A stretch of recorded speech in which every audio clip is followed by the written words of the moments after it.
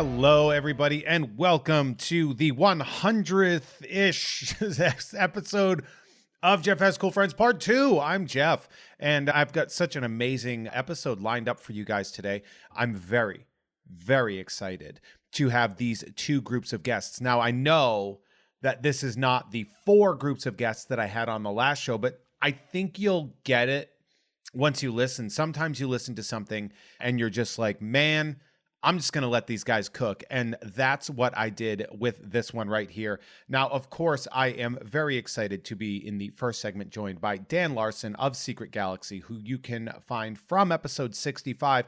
And also you can find at Toy Galaxy and, of course, on Secret Galaxy on YouTube, one of my absolute favorites.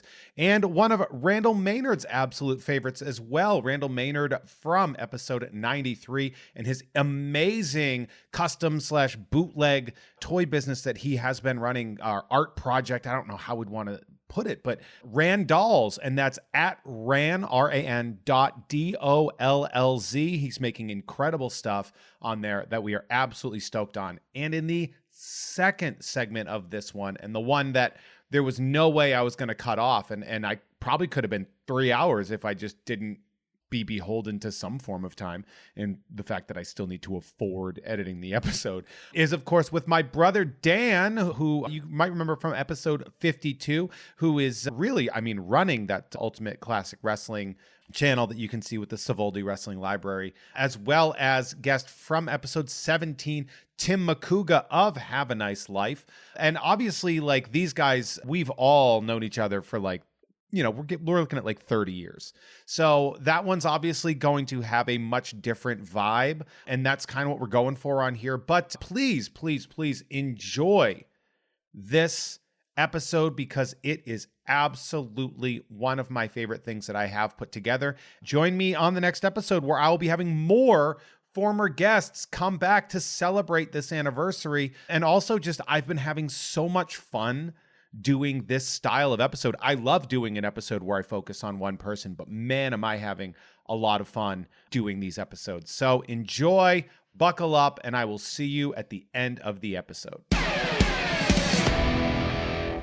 Folks, I'm very excited about my next two guests. I am so glad to have episodes 65 and 93 meeting up together. Episode 65, so happy to have back Dan Larson at Toy Galaxy on Instagram, of course, from Secret Galaxy and the internet in general, as well as Randall Maynard, episode 93 at, and I'm going to give you your professional account, ran.dolls, DOLLZ, probably my current favorite custom toy maker, kind of accidentally, really. I mean, like, you started as my friend and then you started making bomb-ass toys. So what a great combination of two guys to introduce to each other. So gentlemen, this is each other.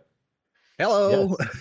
Hey, yeah, it's awesome. I know. Wouldn't that be? And I'm like, all right, I'm going to mute my mic. You guys just do your, no. So obviously we'll run the show for you. Yeah. So the overlap on this from two people that have never met, I think is really interesting, of course, because Dan, you are so deeply rooted in the toy world, and you have obviously Rocom, another guest of the show, actually, who was going to do the Science Patrols segment as well, but he ended up not being able to make it.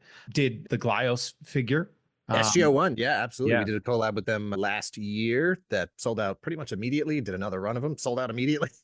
I So that was really I exciting. have one. I'm very excited. I have that. It's right next to my not Ghost Rider.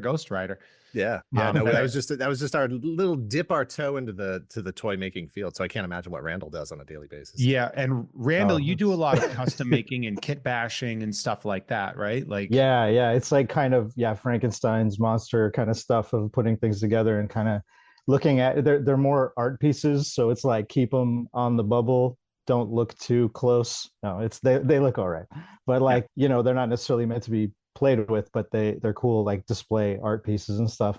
I think eventually they'll probably get to a point where they can move, but that's a big goal. Can I add that you just spent a little bit of time explaining the concept of a collectible? Yeah, you were just like, so it's like I have to, because remember I told you what happened. If I didn't do that, if I didn't qualify it, I sold one. The guy ripped it open, and he's like, "This doesn't move, right? And I was Yeah, I like, no, know. it's got to stay on the thing. That's it. It says Yeah. it all over and stuff. So Do you put that on yeah, like yeah, the it's sales on the post card. now? You're like, this is It's not. on the post. It's on everything. But I'm deeply paranoid, so I have that PTSD reaction. You recently just offered probably one of my favorite ones you've ever made, which is you made a TJ laser Yeah, yeah, from RoboCop on a RoboCop style card. yes. Is that sold yet? Not yet. It's Okay. still up for sale right now, All right. and there's going to be more with maybe some variations. But I'm really excited about that one because it's like the card is pretty authentic to the original '88 RoboCop Kenner. Ultra Police line, Yeah. and so that's kind of cool. And it's got some, some of the artwork and everything. But yeah, I really like how that turned out. And you can actually learn more about the RoboCop animated series on Secret Galaxy. I believe you guys did a video on that, didn't We you? did cover that. Yeah, absolutely. It's a very interesting in that sort of weird era where like anything was in play for cartoons, and frequently they just dipped right into rated R movies. Yeah. Yeah, that's a trip. That they actually, the thing that blew my mind revisiting that was like they show Murphy's death in the intro to the cartoon. And I was like, yeah. No, like, no punches okay, pulled.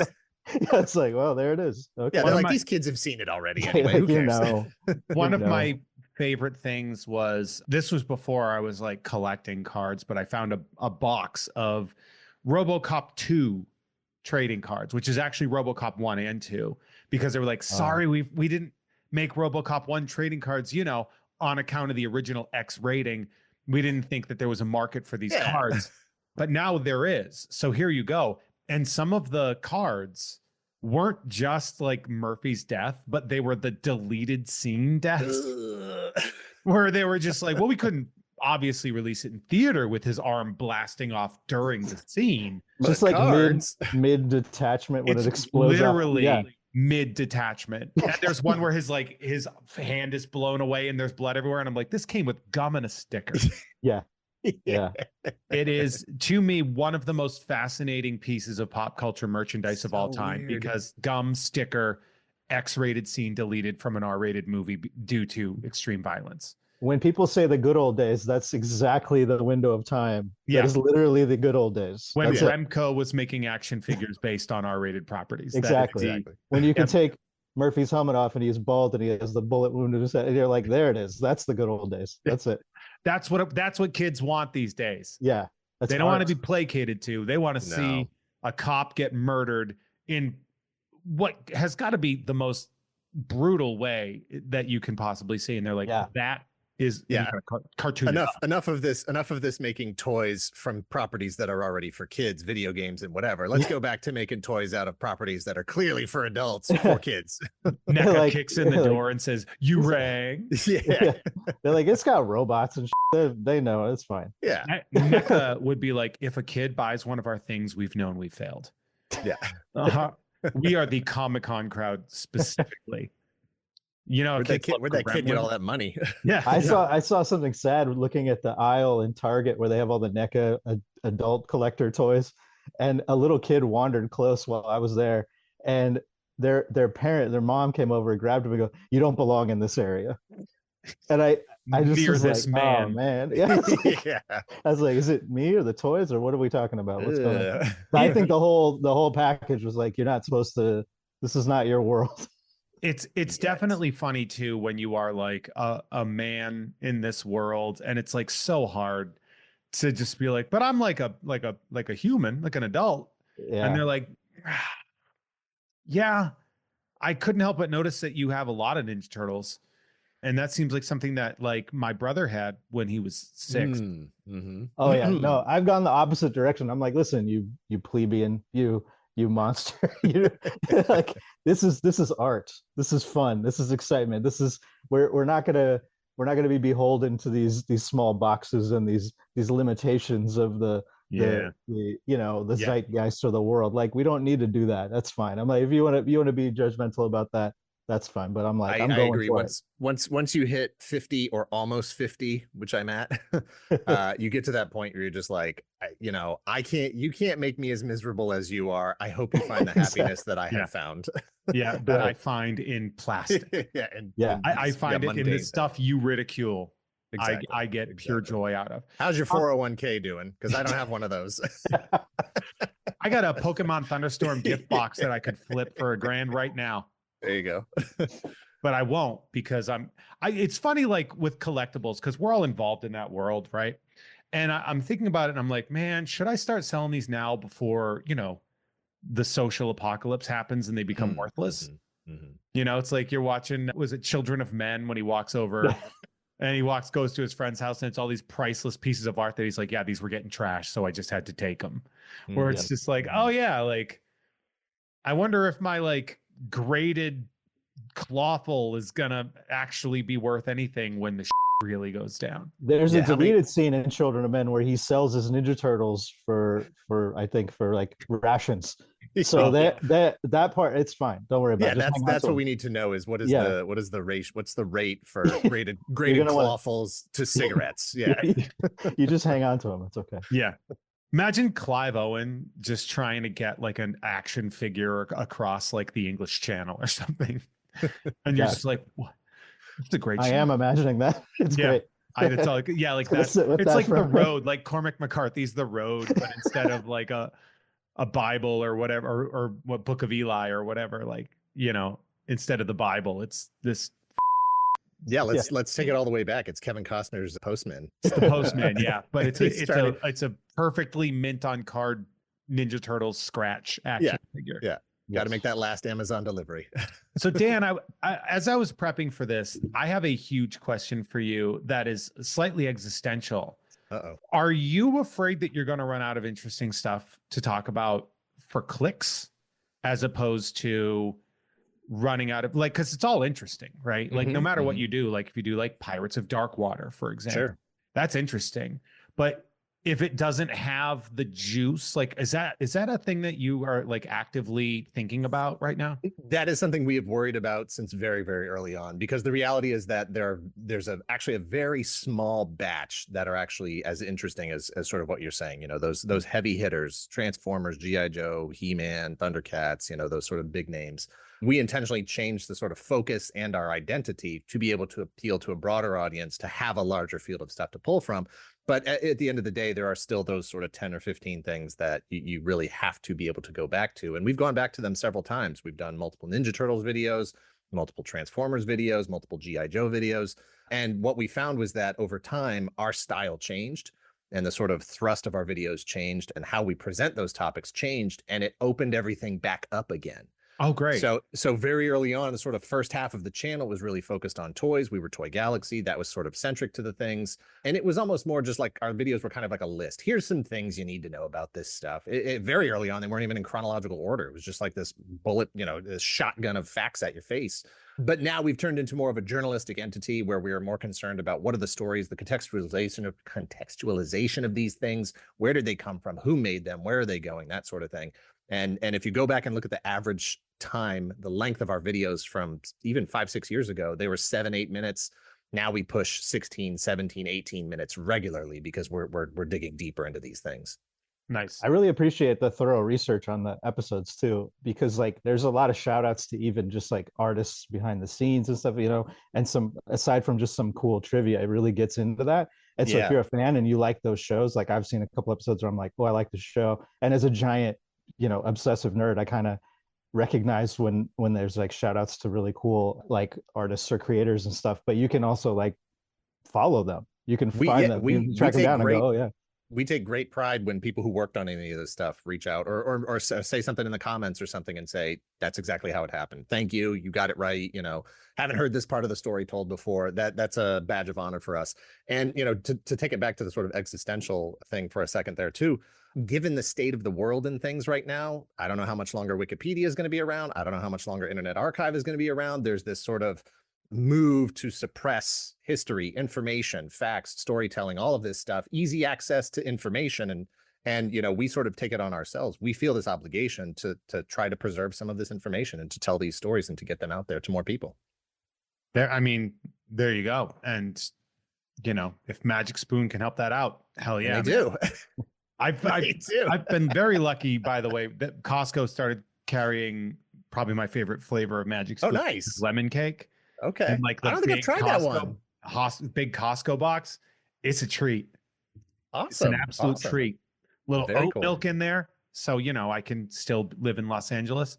Absolutely. And I keep going. Randall, so like I as I was going through and kind of taking a look at each way in there, and because these are generally shorter segments, I wanted to ask each of you a question, and Dan and Randall. So Randall, if you could do a secret galaxy style video on any subject, what would you pick? And then Dan, the question for you would be, if you could make any custom toy, what would you pick? So anything that I know you could just be like, I would make another Ken or Boba Fett. Sure. Yeah. to feed your disgusting addiction. But so like, and that's just really because like you guys are so similar in your interests and your work ethic, by the way, and that you take something that's not the newest thing that's ever existed, but you do it in such a unique flavor that it stands out sort of among all the others, right? So like you both do that. Like the idea of like infotainment is not new, nor is the idea of customizing an action figure or any of that. That's not new.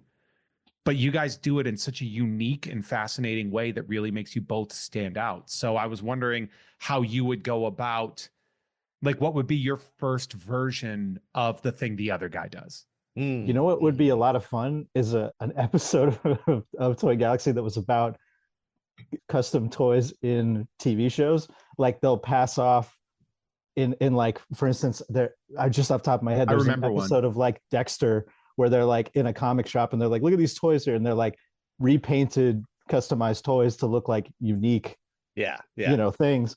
I would love to see a whole episode about that, appearances of things like that in shows. Like, so like bootleg Easter eggs, basically, or custom exactly. That would be cool. I'll always remember there was an episode of Major Dad where they were looking for like it was a Ninja Turtles style toy, but the toy that they finally got, it was like samurai salamanders or something like that. They just repainted Leatherhead. Yeah. And he was just the like, best one. Yeah. And I was just like, well, yeah, the one that never stood up. Yeah. Totally. Yeah. So that's a really interesting, that's such a unique and weird way to view that. I love it. Dan, how about you? If you could customize any action figure. It's tough because you always want to go back to these sort of brand characters and things that didn't exist and whatever. Here, behind me, I have this framed image that I drew. It's on our Secret Galaxy t-shirts. It's got my four heavy hitters, my favorite characters from the old toy days. Snake Eyes from G.I. Joe, Matt Tracker from Mask, Boba Fett from Star Wars, and Warduke from Dungeons and Dragons. The man likes a helmet, folks. Yeah, I like the mysterious guys. I don't want to see your face. I don't want to know what your expression. I don't want to read your expression. I want to put myself behind the mask. Don't you understand? Exactly. That's where it breaks, when you reveal the identity of those characters. What was Boba Fett before, and what is he now? Curse you 12-inch G.I. Joes for giving us a handsome blonde. Blonde, Snake Eyes, eyebrowed Snake Eyes. Totally. So those would always be sort of my first choice of like, Snake Eyes and Boba Fett aren't exactly underrepresented in any category, but Warduke and Matt Tracker, pretty underrepresented. Although I do see Warduke pop up a lot in sort of the custom toy community, and I actually have quite a few customs of Warduke as well. But my first real childhood loves is always going to be like Super Sentai characters, the original Japanese kind of Power Rangers guys. So I would probably go for something more along that sort of realm. What style kit would you use? Like a Marvel Legends size, or like a more G.I. Joe? Like if you were to make like the custom Sentai. I would say probably go O-ring, just like G.I. Joe. There was definitely an actual line of 4-inch scale Star Wars style figures. In fact, I was looking for some when I was in Japan last week, and I was able to find one of the two I was looking for. So that sort of form factor has been done before. The 6-inch figures have been done. I don't think I've ever seen anything in O-ring style. Yeah. I mean, that's so like 3 3/4 inch. Yeah. G.I. Joe from the 80s. Yep. Like a Bionic 6. High quality. Remember Bionic 6 toys when they came out, and they were just like, what if G.I. Joes were made to not break? Die-cast and translucent plastic. They were so heavy. They were so heavy. I remember I got like one Bionic 6. Do you ever get like one toy from a set and then you never got a toy from that again? You're like, here you go, a ninja from Chuck Norris. and the Yeah. Karate Commandos. And A, like a single battle beasts, just like just yes, one battle beast, Yeah. which I learned from you, I believe, Dan, that those were originally Transformers. Is that right? Yeah, Takara. Oh, Yep, really? absolutely. Yep, Beast Yeah. Formers. Yep. Oh wow, cool. Yeah, they show up in an episode of Transformers years after the line is already dead. Yeah. But that's one of the things too I love, Dan, about the stuff that you do is like I knew battle beasts. I knew what battle beasts were. I had a bunch of them. I rubbed those things right off of the Absolutely. Yeah. didn't know they were Transformers. And yeah, no, and it really makes you stop and go like, what else did they lie to me about? What else? The other part of that though is like I've relayed that information to like more than 5 people, and they've been like, "Shut the fuck up." Yeah. And I'd be like, "No, I'm not even." Seriously. My buddy Dan said it on his TV show on the internet, Yeah. and they're like, "Now you're just lying. Now you're just a liar." Well, gentlemen, so any last words? First off, thank you, by the way, for being my cool friends and for taking the time out to sort of revisit. If I could do an hour with you both, I sure would like to, but it's Friday. You guys got to get the hell out of here. First thing I'll say, of course, follow both of these people on Instagram at ran.dolls, RAN.DOLLZ, and Dan is at Toy Galaxy. I can spell that TOYGALAXY. Nailed it. Probably could have figured that out. Guys, are there anything else that you want to share with the listeners? I got TJ lasers still up for sale and another round of those Batman, the newspaper sketch from 1989. That Bob Kane, Have You Seen This Man, Batman that you made? Yeah. It's absolutely amazing. That sold out almost immediately, right? Yeah, right away. And some people got really upset about the erasing Bob Kane's signature and putting Bill Finger in there. No, that was fun. I don't care. But yeah, so more of those are coming soon. And so yeah, keep an eye out for that and a bunch of other superpowers and whatever random crazy thing. Oh yeah, superpower. You're the work you're doing is fantastic, Randall. Everything you do is just better and better and better every time. So well, you as well, sir. Correct. No. Yeah. Dan, what about you? What do we got from Secret Galaxy or you personally that we can? We post new episodes every Thursday at 5 p.m. Eastern Standard Time. We do some exclusive videos that are just for our Patreon supporters and our YouTube member videos. Those are usually once a month. So you get like 3 free videos. And then if you're a member, you don't even see any disruption. But there is that one video per month that you're only going to get through our Patreon and through YouTube membership. So check that out. We also do live streams. Myself, Mike Case, and my wife, Kate, do live streams almost every Saturday night. We kind of jokingly call them the unannounced live streams because I don't really decide whether or not we're going live until about 10 minutes before. So yeah, surprise. If I feel like it, we'll do it. If not, man, I'm just going to play some Rocket League or something. And you are one of the rare Patreons that I actually am a member of. So appreciate that. Thank you. Here we go. Gentlemen, thank you so much. We'll see you at 200 episodes. But love you guys. Say bye to everybody. Say goodbye. Tell them you love them. Goodbye. Bye, everyone. We love you too. Thank you so much. So much, so deeply. So you're fully. all doing so well. You guys, you're trying so hard, and we see it. Love you. Bye. And of course, what would an episode be if in the middle of these 2 segments, I didn't give a huge shout out to all of my incredible producers that you can definitely check out. Hang out at patreon.com/JeffMay. You don't have to even check out their names. You can join them and produce this show. And again, patreon.com/JeffMay for a ridiculously affordable price. You can have me read pretty much anything you want. I've got maybe Instagram was right. I'm a whore. But you can definitely enjoy this one right here. Just patreon.com/JeffMay. You can produce this. You can produce Nerd. You can get stuff in the mail. It's really great. But a huge, great thank out to the enchanted, wandering, unpierced left nipple that only goes up to 11. Cider served at room temperature with just a pinch of cinnamon. A big shout out to Funky J. Mostly comes out at night. Mostly. I'm going to start calling Yoda Old Grogu just to see what happens. A big shout out to Sweet Keel. A shout out to that scene in Lost City where Brad Pitt dies. Shout out to Aldo Vargas is adding Jeff Has Cool Friends producer to his resume. Do it. I welcome the ability to defraud a corporation. Shout out to Burrito, my best friend. A big shout out to The Treatment, a podcast about stories with Billy Beck, Cody Beck, and Mark Lucas. A shout out to at Ravages of the Scourge for your fantasy themed death metal and deathcore needs. These are some very I think people are really getting the hang of the producer thing with like, I think you can technically consider this a business expense now if you're doing that. So hell yeah. A big shout out to Lemming Malloy, David Knifeboot Hinson, Porcelain Jesus, Bobby Opulent would like to offer Jeff a nice brioche bun in this trying time. Norm from Cheers, Dan Hackroyd, blacktulipmassage.com. Go see her if you're in Central Mass. I am overdue. Call me Sean or whatever. The Oatmeal Savage. Watch me use these prehensile nipples to pick up pennies off the floor. And of course, check out this month's Nerd with Dre and Jeff, in which Dre says that I can say whatever I want here, including being lazy and just reading this, which nailed it.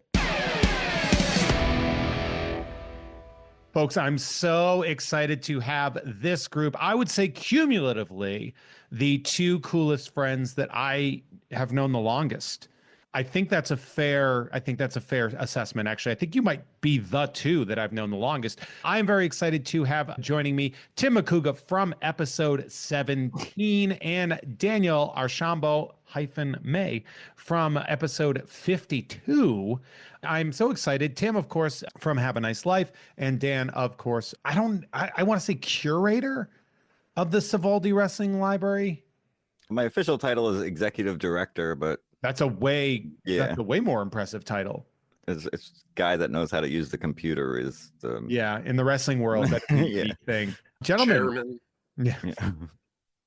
Gentlemen, thank you for joining me. You guys were in a band together, several, right? If we want to talk about it, yeah. Well, I mean, you don't have to get into the depths of it, but like to show like the connections that we have there. Yeah. Some people that I have never met. You guys have known each other for what, like 25 years? Yeah, like what, 9th grade? Something? Yeah, something like that. Great. All right, guys. Hey, that was awesome. Thank you so much. Pleasure to be here. Everybody, make sure you check them out.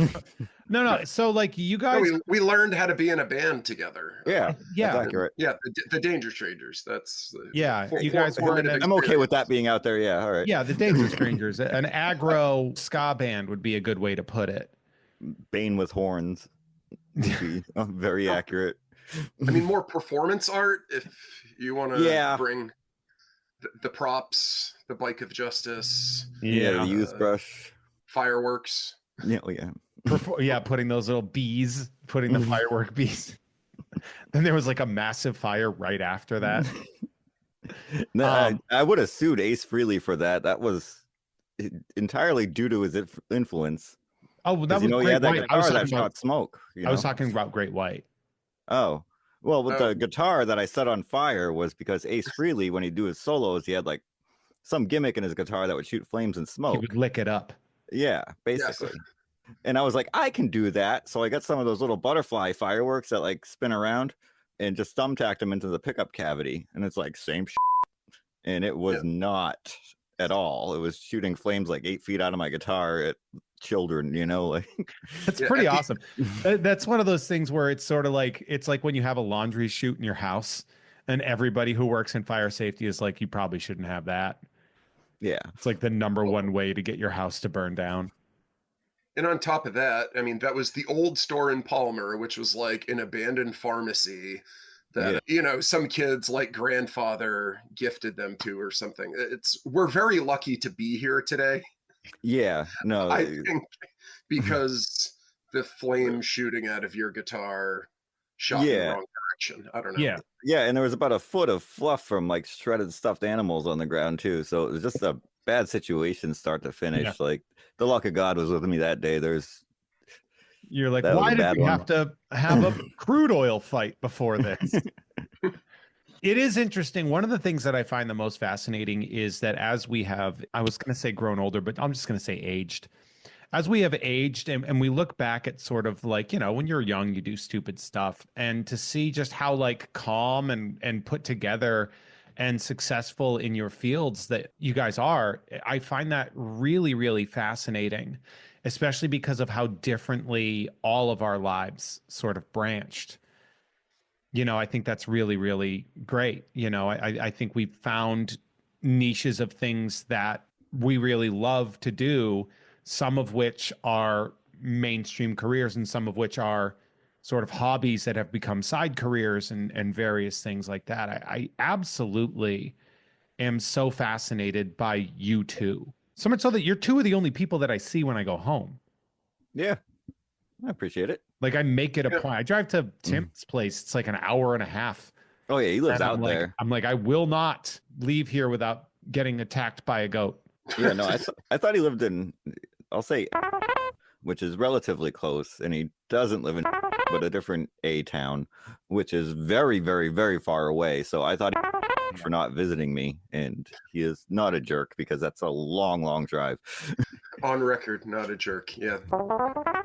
We don't I want wasn't to. gonna put your, We can edit that out. dox you. Yeah, If our editor can add a sweet Wild Stallions lick to that hometown, I'd appreciate it. Tim did request that if there's anything that would jeopardize a job or career, that we should add sweet Wild Stallions licks to that. And I might steal that forever. Now, you might get sued by Steve Vai, but all right. I will throw down with Steve Vai. Where's he live? He's got to live near me somewhere. Probably. If I'll drive to Tim's place to say hi to his alpacas, I'll drive to Steve Vai's place and give him a DDT through a picnic table. Like Robert Parrish. Just like Robert Parrish. It's what he's known for. Have you guys seen there's a Celtics documentary on Max, HBO Max. A big shout out to the person who shares their Max password. I don't want to rat him out on here, but I know he's listening. You But could give out their email address anyway. yeah, Username. fair enough. I did start getting that this TV doesn't seem like the home TV for this account. And I'm like, you greedy How dare you try to prevent me from stealing your content? Well, you should change the password so just you have it. It's all that it's mine. Smart, not hard, you know? Tim, it's been a while since you've been on the show. You were on That was in the early like stages. 2021, 2022, I want to say. What have you been up to since? I mean, I know obviously you've been, you're a teacher and you've been it was November 16th, 2021. 2021. Okay. So, It's been 3.5 years. yeah, I don't know. Not that much has changed in terms of what my year to year is. The school year is the school year. Been playing 10 to 12 shows a year in between that, which in the grand scheme of, I don't know, bands that kind of have the exposure that we have isn't necessarily that much, but they tend to be destination. What's Unknown. the word I'm looking for? Ruby. Yeah, Ruby. Oh, yeah. Destination unknown. I don't know, like very specific events that either our label or agent had gotten for us. It's not the life of a touring musician, as I know, like my roster mates necessarily have, who they're on the road forever. It's for us, it's practice once a week and hopefully play this really good for the 10 times we're going to play for the year, and then back to normal life and our jobs and our families and stuff like that. So I saw an interview recently with Bill Burr, who recently has just hit the stratosphere. I mean, he's always been considered an elite comedian, but he's really bumped into the stratosphere and stuff like that. And he said he just discovered shoegaze. And so I'm wondering, like, do you think Bill Burr's listened to your I mean, if he's in the Spotify algorithm, maybe, but I mean, Spotify's tracking other stuff. Spotify tends to target teenagers who are sad with a browser history that, I don't know, it is of a certain profile. I feel that we've talked about that as a band before. Like, where does the exposure come from? It's in the algorithm, but it's in a very specific algorithm of a very specific demographic of demographic that finds out. So. It is weird because we were the young people at shows, and remember, you'd always look at the old guy and he'd be like, what's this guy doing here? I was that guy at your show where I was just like looking around and I was like, oh, everybody here is less than half my age, which I found very interesting. Yeah, they're parents that show up now. I don't know. Recently, there was a whole like ex-hardcore guy dad section. I noticed that their kids were clearly like, oh, having their fun, but While the parents eat the Chuck E. Cheese pizza while the kids yeah, are around in the ball pit. except with agnostic front tattoos and Yeah. wearing Fred Perry's or whatever. It's yeah, that's been It's a good an look. additional level of it recently. Yeah, good look. I invite the Madball dads to bring their kids. You guys should cover one like classic hardcore song every show for them. Just go for that. For the dads out there. This one's for all the people who brought you here or dropped you off. Dan, Yes, sir. Savaldi Wrestling Library, still the largest content of independent wrestling in the world, right? Yeah, actually, the largest privately owned in general. Like basically, WWE is always going to beat us, but they're the only people in the world with more wrestling than us. So you're like Dr. Pepper. You're like privately, independently just for men? existent. Yeah. No, that's Dr. Pepper 10. Oh, well, I'm more like that then. We don't remember have a when lot of female subscribers, I'm going to say. Remember when they came out with Dr. Pepper 10? They're like, this is a soda for men because it has 10 calories. Yeah. It's just like, what are we doing to men? I don't. That was a like while back, and it's only gotten worse for men. Yeah, And it's probably the Dr. Pepper's fault. I mean, to be fair, most of those men now would not trust a doctor. No, not at all. They're like, where did he get his soda degree at Woke University? Pepsi anti-vax. Remember Pepsi AM? Yeah. Remember like double the breakfast caffeine Pepsi? or something, right? Yeah. That's one of those things like, what's your favorite obscure weird soda, guys? Okay. Everything's gonna be okay. Okay. Yep. Weird Which was like obscure soda. While Tim's thinking about that, I'm gonna ruminate on OK Soda, like an alt cola. Spezzy. That's like a German drink. It's Coke and orange soda. Yeah, OK Soda was interesting, and it definitely had the like. It was considered the ultimate in Gen X advertising. That like sort of they like had, like, nice. Because it was, what's his name? What was the artist? Dan Klaus. Mm-hmm. He did a lot of the like designs for that stuff, right? Yeah, it was very pop art. Like I liked it. Yeah, got me. And what was it? 1-800 I'll be okay. Yeah, Or like, everything's gonna be okay. Yeah. And me and Zoe Farris used to prank call that constantly. But... Yeah. And Tim, what about you? Do they still make grape dry? What the That's hell? a deep cut. Canada Dry, grape dry. If they don't make it anymore, it must be obscure enough. I just remember an ad campaign that was based around a David Bowie song, I think, and grape dry. Put on your grapes. You're like, grape dry. Isn't that just raisin soda? Yeah, I don't know. One of those sodas that my mom would think like, well, like it's grapes and it is somehow healthier soda. Yeah. The boys like grape. Yeah, like it's got I don't know. Just one of those advertising campaigns that made it seem more sophisticated and like less Schweppes raspberry ginger ale. Yeah, less. Yeah, was it Schweppes? Schweppes raspberry ginger ale had those John Cleese commercials. Yeah, I was too young to know who John Cleese was, so I thought he was just a stuffy British man. Yeah, no, I thought he was the Magnavox guy. Was the bulk of my understanding of John Cleese. Also, shout out to John Cleese for being an early celebrity in commercials. Because remember, like every commercial now has a celebrity in it, but it used to be just like people.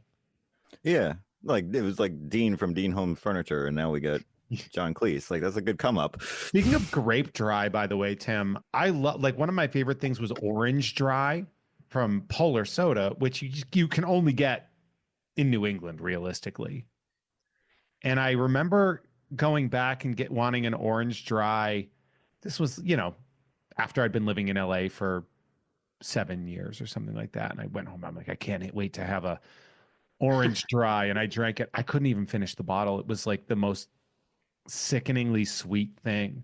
Oh, and Paul is like, very syrupy as an adult. I was I was like, what's happened to me? Yeah, I think we all agree, or back to your comment, that we're all even-keeled responsible people in older age. And we all agree that Polar soda is syrupy and just a bit too sweet. It was the official drink of the Danger Strangers when we had our non-official sponsorship, when we saw that guy with a big anti-polar billboard, so we plugged Polar on every show to outdo him. He was a disgruntled employee at the factory, I think. Yeah. There's no union there. Polar does have national distribution for their seltzer waters, though. Yeah, that's what I That drink tracks. Polar seltzer pretty religiously, but the actual soda, I can't. I mean, actual Get it soda at in Coney general. Island. Yeah. I drink soda. I drink Dr. Pepper at the movies. That's the only time I drink soda is at the movies. Mm-hmm. And You're I feel like that's a good way to allow myself a thing I like, but also to not go wild with it. I have like 2 sodas a year, like Thanksgiving and Christmas dinner. You carve up the soda. No, it just melts stuff in your stomach so you can put it away, but other times. So you're drinking it so it just like breaks down all the food you eat? Yeah, I want to eat more pie, you know what I mean? So that's just why that's there. It's just science, really. Yeah. Dan, in your opinion, what's the best wrestling match you guys have on the network? I was like wondering that, because it's like in the world of independent wrestling, right? Yeah. Like stuff tends to be more legendary than it is available, right? It's mostly like a lot of matches seem like you had to be there exclusively. So have you found one, or like what's one that you have in the library where you're just like, this is top 3 matches of all time? I mean, we got like tons of name stuff. I mean, WWE kind of spun the narrative that they were always the only wrestling company when that wasn't ever true. But, down south, they didn't know WWF. So that main wrestling is as good as anything else. I mean, we just put out like a 3-hour set on Ric Flair. So anything he was doing is great. To be fair, most of the things he was doing was not good, but in the ring. Yeah, fair. Yeah. Or like Harley Race, we just put out a Harley Race set. So we got all that stuff, but like weird stuff. You're like, here, we got a video of Harley Race dragging a dude into an alley and beating him unconscious. I do have one of those. Actually, not an alley. It's on the hood of a guy's car. A fan tried to test Harley Race. Why you would try to do that, I don't know. But yeah, that man looks like he's made out of iron. Yeah, his son looks just like him too. Justin, he's a great guy. But yeah, and then I also got a lot of weird stuff. Like I got Daniel Bryan versus Kamala, which is insane. Was that in like Connecticut? Yes, it was. I've heard about that match. Yeah, we got that. I got the Masters right on my desk downstairs. Yeah, lots of weird stuff like that. Rick Rude versus the Honky Tonk Man. The Honky Tonk Man has got to be one of the most insanely long-running mid-card characters.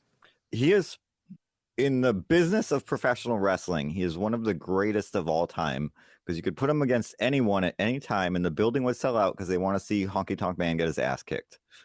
And that's the point of the business, is to make money. Yeah. So you can talk about how great of a wrestler bell to bell someone is, but Honky's just, he gets it, and he's not crippled, you know what I mean? He did ruin Jake Roberts' life extra, allegedly. I mean, that seems pretty fair. It depends who Honky disagrees, but anyway. Yeah, I would also disagree with that if I was the one being said that I hit a junkie as hard as I could with a real guitar, with an ungimmicked guitar. Tim, he claims it was almost falling apart, but anyway.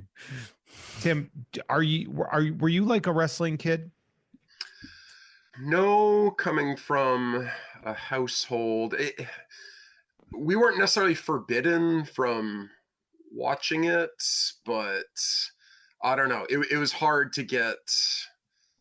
It was hard to get access, I guess. I mean, certainly not a household where it's like mom's going to get the pay-per-view for us for like Summer Starcade or whatever. That like my parents weren't having that. I used to watch like Saturday morning Superstars after cartoons at the Boys and Girls Club in my town on like Saturday mornings that my parents sent me to because maybe they were worried about my socialization abilities. I don't know.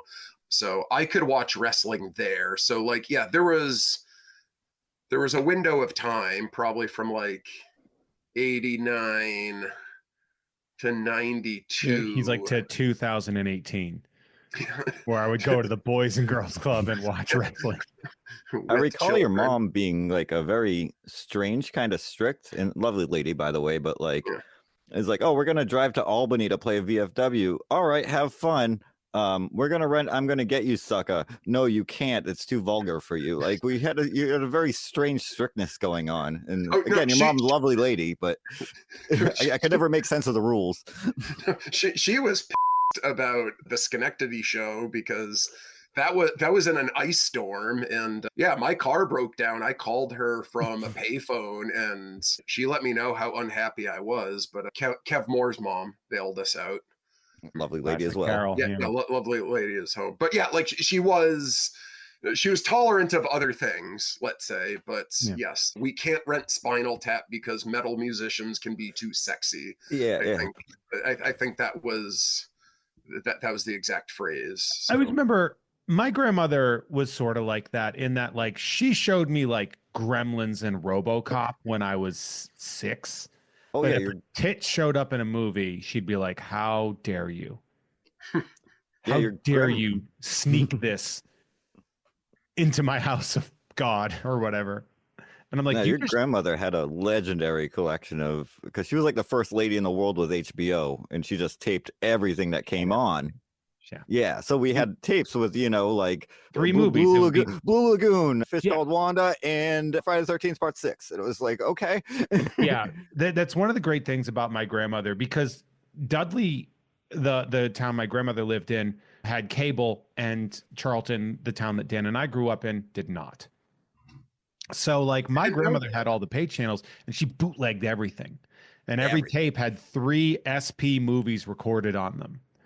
And I remember, like later on, when that stopped being a thing, when we became older, we would go, every time we'd go to it would be like a scavenger hunt. You would have to bring the most insane combination of 3 movies, where you'd be like, so this one has Ice Castles, The Karate Kid Part 2, and like, yeah, like, and Friday the 13th Part 6. And you're like, none of these movies belong on the same tape. Right. It was lovely. All those like yellow mauve labeled VHSs. She had boxes of them. So good. When was the moment Charlton modernized? It's, I don't know, funny thing. As a Dudley kid, like it was always like the joke, or like the Shepherd Hill joke, oh, like Charlton's Cowtown, and then, but it's not like, right. It's not. Well, I mean, we don't have cows anymore. Like they're all gone, like literally. Yeah. So like how old was that stereotype? Or we got cable in 1990. Yeah, Pegasus Cable was the company, which I remember vividly. I think at first it was Amrec, and they got bought by Pegasus. Okay. And the reason I know this is because they sponsored Earth Day 1990, because they like just arrived or whatever. And it was Amrec. We had the cable we had as a kid was stolen. Hell yeah. Thanks to the person in my family, slightly older than me, worked at Baypath, which had the public access station. He made that happen. We had stolen cable till you couldn't steal cable anymore. Yeah, I mean, that's just going along with the narrative if you really think about it. Yeah. I worked with a guy at Teamster at Atlas Distributing who he had a side hustle as a hot box guy.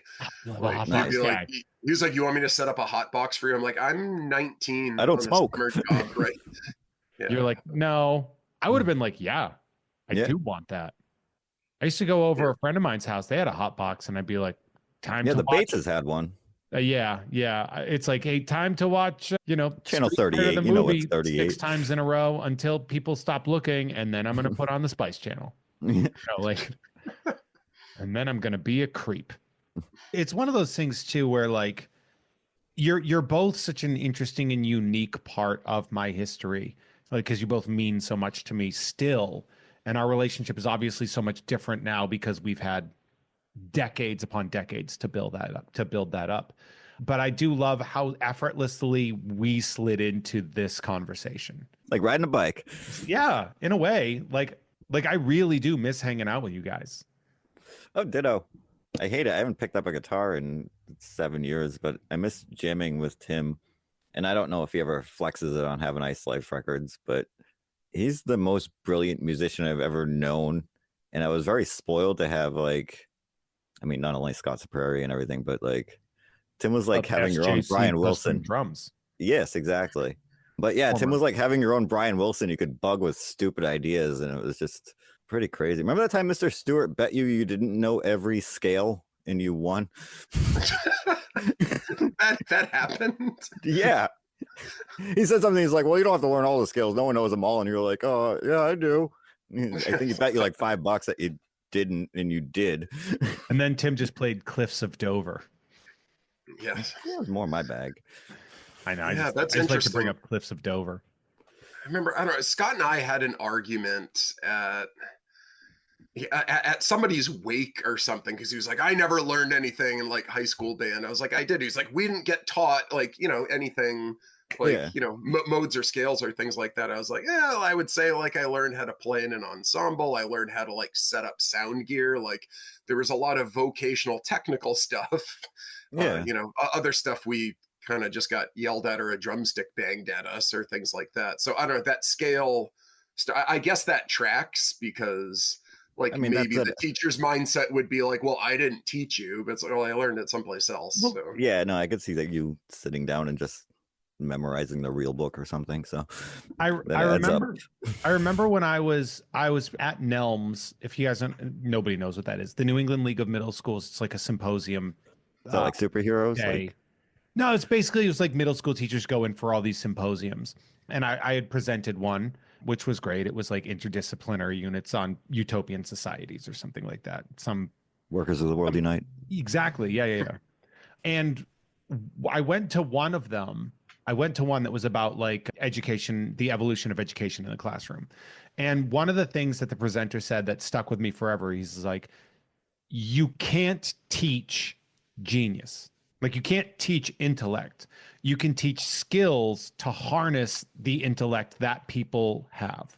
And so that I think is a really good example, Tim, of what you're saying with like that band thing, where it's like, well, you can't, with band, you can teach those good practices, but you can't teach talent. Yeah. And I think that's really, really cool. You can pay for school, but you can't buy class. So what projects you guys got working on right now? Dan, go. Oh, so I got the 50th anniversary collection of Eddie Einhorn's IWA coming up. I just unearthed a bunch of rare Lou Thez matches, so that's pretty cool. Who's Lou Thez for the people listening and not me specifically? Yeah, no. So he was the NWA champion in the 40s and 50s. Until I So he was like the World War II Hulk Hogan. So he was, as big I feel a like name Hulk as there Hogan was. would claim he was the World War II Hulk Hogan. Yeah, probably. He was Yeah, actually on the beaches of Normandy. Yeah, I always got stuff going on. I don't know, check classicwrestling.net. I have new stuff up every week. I'm never not editing wrestling, so. Tim, how about you? What are you guys working on a new album or anything? What do we got going on? Well, I don't know, like in order. I'd go to work. I'm working on a drama club production that's going to go on in 2 weeks. It's very not novice level. I mean, I've been doing that stuff for years at school, but yeah, I'll save the like how school is different 5 years after COVID or whatever. But it's very difficult to get kids to be doing activities these days. So I feel I'm kind of like starting from scratch with a group of kids this spring. So yeah, that's a pretty modest thing in 2 weeks that'll be going on. As far new album coming out, I don't know. I mean, the majority of the time that I see Dan or the band, I mean, it's the time we put into rehearse. Dan Barrett, you mean, not Dan? Yeah, Dan Barrett. We have I wrote everything, by the way, just so you know. Yeah, to prepare for tour dates. Like that's kind of the project. Trying to work on. I don't know, a set list that I think the majority of people that do come to see us in any given moment, it might be the first time or new for them because we don't play that often. So I don't know, on the one hand, rehearsing a set list that feels kind of fresh or draws on the body of work, but at the same time plays the hits. But yeah, as far as new recorded album, I don't know, there's like a slow remote drip that we have of remote recordings that get bandied back and forth. It's like you guys are. It's like you're making comics in the 80s. It's like basically FedExing the work back and forth to each other. Yeah, but then I don't know. I guess in the meantime, it's funny bringing up band. I've definitely been like having a moment the past, I don't know, the past few months or even this year in accumulating band instruments, like trying to reclaim what was once mine. Like I bought a bass clarinet You got a valve trombone. 5 months ago. Yeah, right. That's, I don't know. There's just been an itch that I've been scratching in terms of like, yeah, I'm going to go play out of the real book in my office or whatever, or practice my scales because I don't know. I can't really explain it to myself. It's revealing itself to myself. You should totally secretly learn how to do didgeridoo and then show up and just be like, from now on, though, I'm the didgeridoo guy in the band. And then, like, all of Have a Nice Life has to have a didgeridoo in it. Remember Serb? Serb could play the didgeridoo, of all things. Serb. I remember when back in college when with my friend, and you guys know Teese as well, in his dorm there was this dude named Aaron, and he played the didgeridoo, but he was like one of those guys that just he like loved attention, and he was like a kind of good looking guy with an acoustic guitar, and he would like do all these like weird peacocking things, but when he sang he always screamed like he was crying for help. And Teese was so mad because he like ran to this dude's dorm room to like save him because he thought he was like getting attacked, and instead he was just like singing a song. And you're like, help! And he was like, the son of a was singing like he was getting murdered, and he didn't think anybody would react to that, or he was using it as bait. Right, you know, just not damsel, the dude in distress. Yeah, maybe some ladies would be like, I think a man needs some comfort. And it's like, it's not a smart bomb. Sometimes you catch a dude fish in the net. So Tim, you mentioned playing hits. Do you have like a ace of spades that you're just tired of playing, but you have to because everyone expects it? Yeah, that's a good question. I mean, we don't play often enough that it's not like that Jake the Snake and Beyond the Mat interview where he's like first it's Right. I don't know, it's one prostitute, then it's like the jadedness that sets in when every single day becomes the same because you're a professional wrestler on the road. So nothing gets that stale. I mean, last year was the first year we were playing sets of shows where we purposely weren't playing Earth Mover, which, that has a lot of viral meme activity attached to it that we had, not necessarily because we were sick of it, but there were other closers that like, you can't just all play a bunch of closers. Right. I guess. So that when there wasn't a riot in the streets or anything for like, oh, they didn't play Earth Mover, but we put it back into the set list for the upcoming shows. That's fresh. Yeah, I don't know. I mean, overall, I'm starting to advocate for just more weird deep cuts or rearrangements of things, either from like the song stuff. The stuff we recorded in my bedroom when you were 19. Yeah, right. That just stuff like that maybe people wouldn't necessarily expect, just to prevent getting sick of playing the Ace of Spades, or I don't know, like Blood Hail. That's the one everyone has their damn phone out for and stuff like that. It's a bop. Like, we don't rehearse it because that's the only way we can not get sick of it. I think we barely play it in the practice space. Strategy. One kind of, do they all like that one kind? It drones on in a non-negative way, right? Like that's kind of the point of it, right? You're supposed to feel like you're drowning. That. I mean, it's pretty repetitive figures that keep building on each other. It's pretty complicated vocally to sing, so maybe that deserves rehearsing every now and then. But I mean, that's definitely the one that we feel if we didn't play it, we would get things thrown at us, or because we play so little, it's a lot to us, like 10 dates a year. Oh my God. But because in the grand scheme of things, we don't play that often, we do feel an obligation to not, be like Miles Davis or something and say like, you, I'm just playing. I'm a noodle. Yeah, I'm going to turn my back on you and play a trumpet into a Marshall stack or whatever. So. What if you just did like an entire tour of like doo-wop covers, but not in your style? Like you Yeah. just do a Those bunch four of freshman hits. Yeah. yeah, just like or just like late 90s soft alt rock hits like Savage Garden and like the Verve Pipe and that'd be so Yeah, funny. that's also interesting too. Like every time that in a Have a Nice Life practice, we've talked about doing a cover song or like it never happens. It either, I don't know, just feels like, well, we want to play that song because we want to play that song, but that's not necessarily interesting, or we're just really bad at covering songs to ourselves. So yes, I in my mind, I want to be able to play a bunch of, Like like old Phil Spector hits or something like that, and Right. do it perfectly. I'm trying to think of the most anti your crowd covers you could do. Like Oh no! like to do it like as like a direct interpretive cover, not like a in our style. But if you did like, I want to run through the halls of my high school, I want to scream at the top of my lungs, or whatever that John Mayer hit was, No, or like Michelle John Mayer is a Branch. monster of a guitarist. That's a taller order than people would realize. He's a very talented guitarist. Yeah.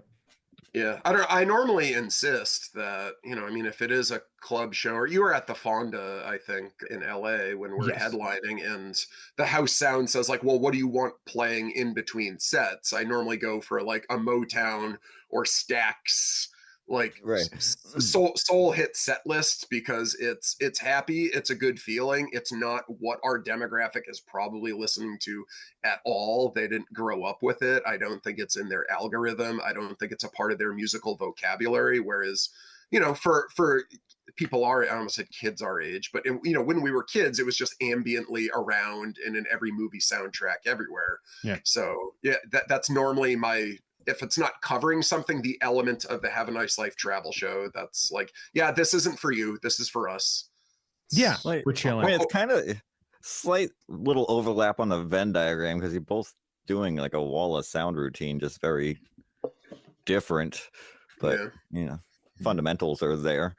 I'm realizing, and this is one of the only problem, and this is actually the problem that I did foresee, is that I didn't realize when I told you guys 10 to 15 minutes, and It's been an hour. We're almost we're at about 45 minutes from when we started recording. That's cool. Great. But yeah, I'm like bonus content. Yeah, it's Bone Con, baby. This is Patreon subscribers only. Jeff, rattle off the details. Oh no! Oh crap! Sorry. I guess all you free people, you pretend you didn't hear that. Pretend that wasn't a thing. Dan, I don't want to sort of gloss past this, but like, and I do not expect a short answer because of what I just said. Go as long as you want. In watching all the stuff that you've been dealing, because you have to consume the stuff that you are converting and putting up there. Have you, like, what are some of the biggest shifts in the way you viewed both wrestling and specific wrestlers? Are there wrestlers that you think that you loved that you no longer have that love for? Are there wrestlers that are now your favorites that you never would have considered, but now that you've seen so much more? I think the most obvious, I mean, remember as a kid, I loved Brutus Beefcake. He's terrible. Like, and he's actually on a lot of bad trader lists on YouTube, which is very funny. I mean, Facebook rather. But yeah, Brutus Beefcake, not a good wrestler. Didn't Eric Bischoff do an interview where he's like, the only people that were like, you had to take them if you wanted Hogan was Jimmy Hart and Brutus Beefcake? Yeah, Eric's even, when he gets brought into things with Hogan, he says he gets Jimmy Harted into the deal, which is really funny. Yeah, Beefcake's bad. Most surprising, I mean, I remembered him vaguely as a kid, Surfer Ray Odyssey. He was just kind of like, oh, it's cool, this guy surfs, As an adult, probably one of the best performers of all time, and no one cares. Really? That'd probably be my biggest. Ray Odyssey? Yeah. I'm going to have to look him up. Yeah, he wore a wetsuit and brought a boogie board to the ring, and he was kind of... Didn't Sandman do that too? He stole it from him, which is funny because then, Steve Austin stole that from Sandman. So, like, in a roundabout way, Ray Odyssey should have been the biggest wrestler in the history of the business. What's funny about Steve Austin and Sandman is, like, Steve Austin's kind of just like, but what if it was an act? And Sandman's like, I'm just going to be myself, and myself is the worst person you've ever met. And I think that's really, really great. Tim, did you ever go to live wrestling back when it was like super popular? No. Did you ever get dragged to like an ECW or anything like that? Yeah, no, I mean, I don't know. Is that something you guys, when we were young, that you would go do and maybe Sometimes, yeah. never got? No, I'm not saying that like you never invited me, but probably like it was never a part of my vocabulary. Probably Yeah. that it's, or the assumption, like Dan said, like Tim comes from a household where they don't get to watch wrestling or something like that. I mean, probably I just never heard you talk about it, so it was like, oh, Tim wouldn't be on my list of people. Like, I would have never known you as a wrestling fan, so why would I? Do you want to spend money to do this thing you don't like? As an adult of what I understand, I have a greater appreciation for the theater of it, the history of it, the craft, not as something that I closely follow, but intellectually, that I feel I missed out on being able to enjoy that sort of thing more when I was younger. When you would have believed it was real.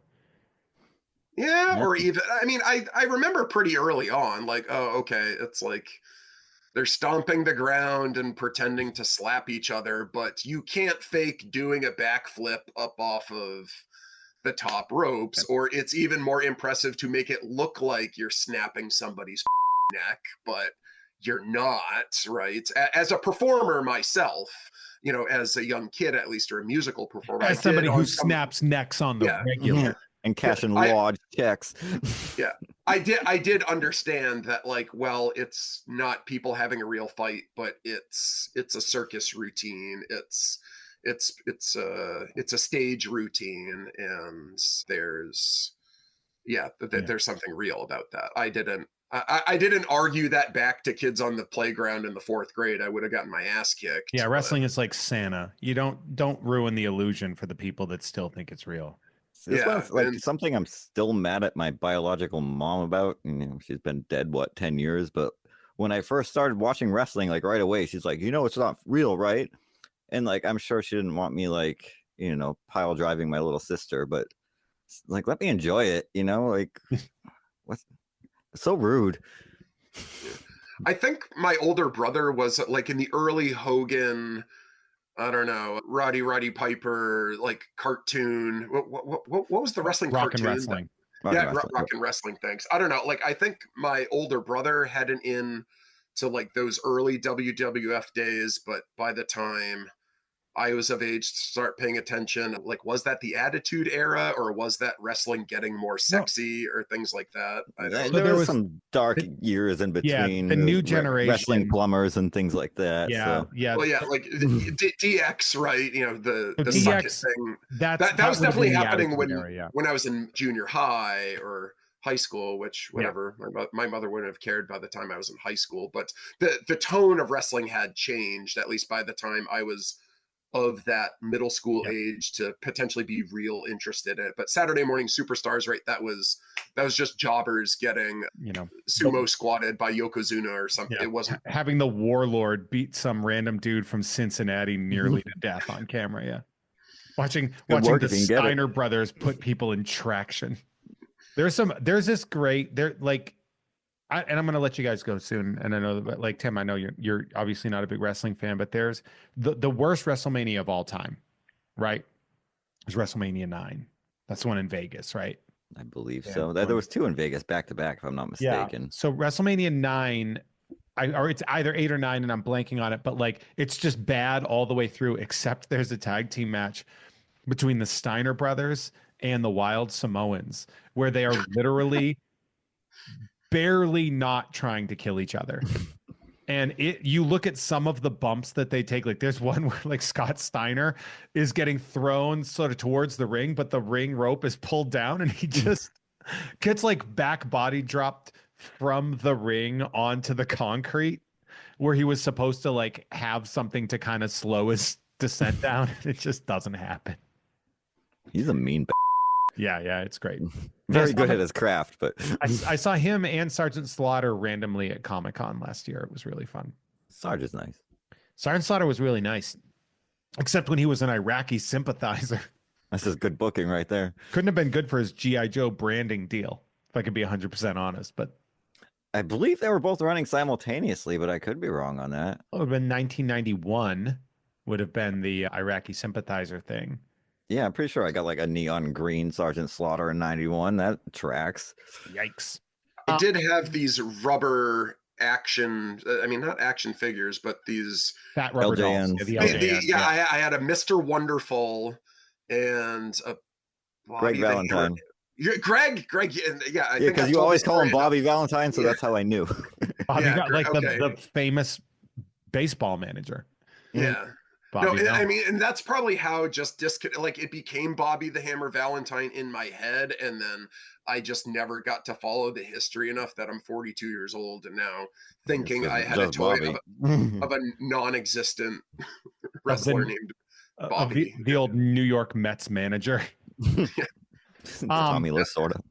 Yeah, that's probably where it comes from. I've always followed baseball much more closely, but it became Bobby the Hammer Valentine, and I tortured them. So they're collector's items that they were sawed in half or tortured in like a childhood witch trial or something.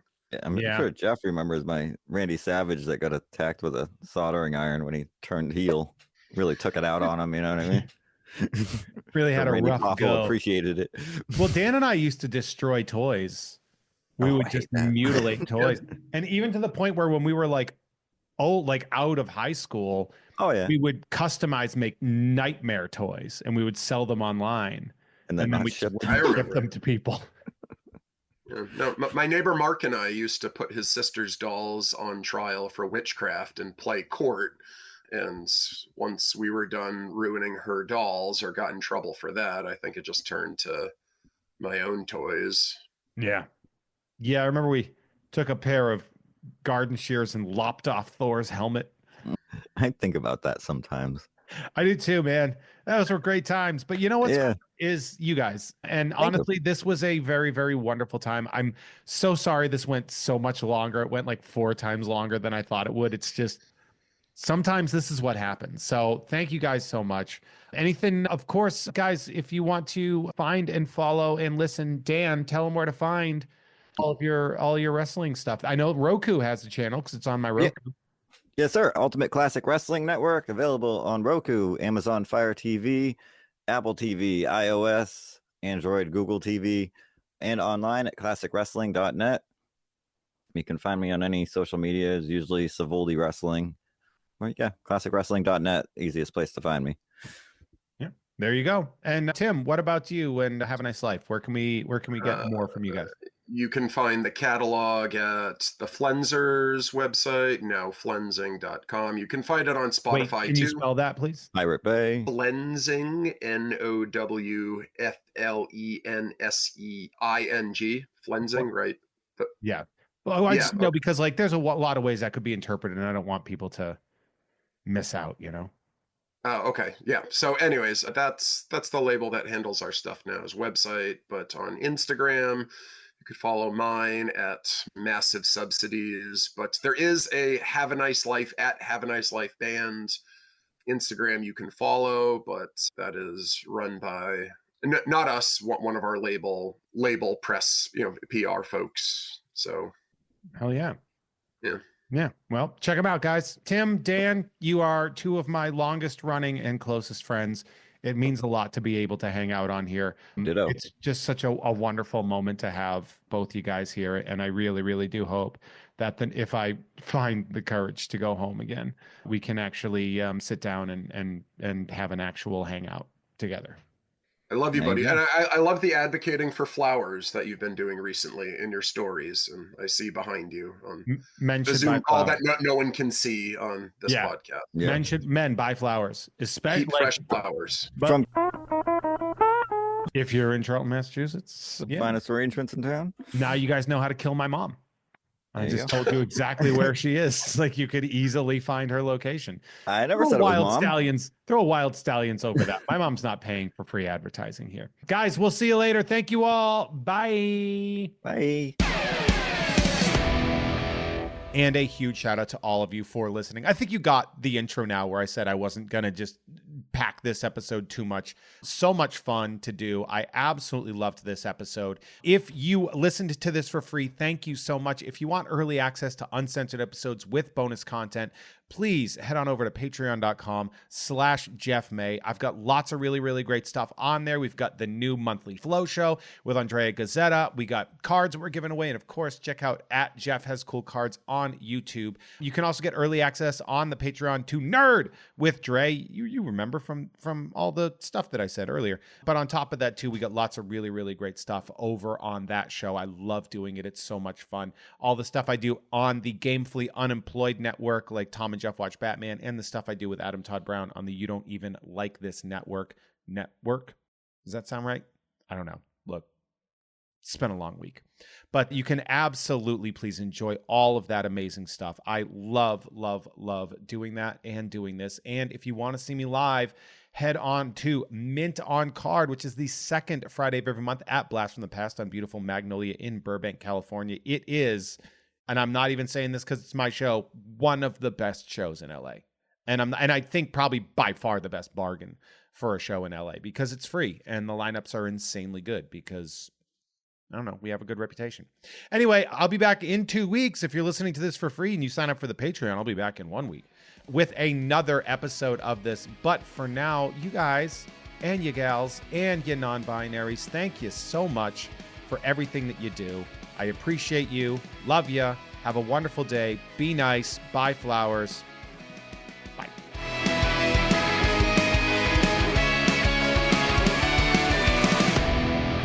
Hey everyone, our artwork is created by Justin T. Brown, who can be found at Artness by Justin Brown on Instagram, as well as artnessbyjustinbrown.com.